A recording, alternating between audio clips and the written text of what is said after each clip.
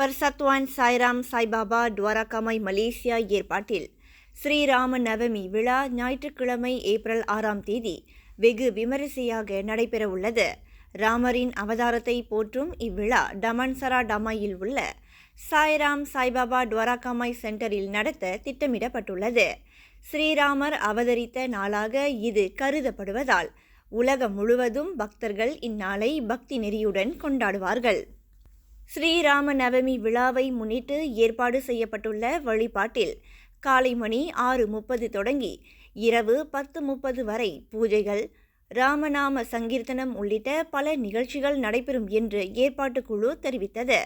அன்று இரவு சாய்பாபாவின் பல்லக்கு ஊர்வலமும் நடைபெறவுள்ளது. இந்த விழாவில் கலந்து கொள்ளும் பொதுமக்களுக்காக பர்சத்வான் சாய்ராம் சாய்பாபா துவாரகாமை மலேசியா என்ற அமைப்பால் காலை உணவு, மதிய அன்னதானம், தேநீர் விருந்து உட்பட இரவு உணவும் ஏற்பாடு செய்யப்பட்டுள்ளது. எனவே பொதுமக்கள் அனைவரும் இவ்விழாவில் கலந்து சிறப்பிக்குமாறு அவ்வமைப்பின் தலைவர் சாய் தெரேசா கேட்டுக்கொண்டார்.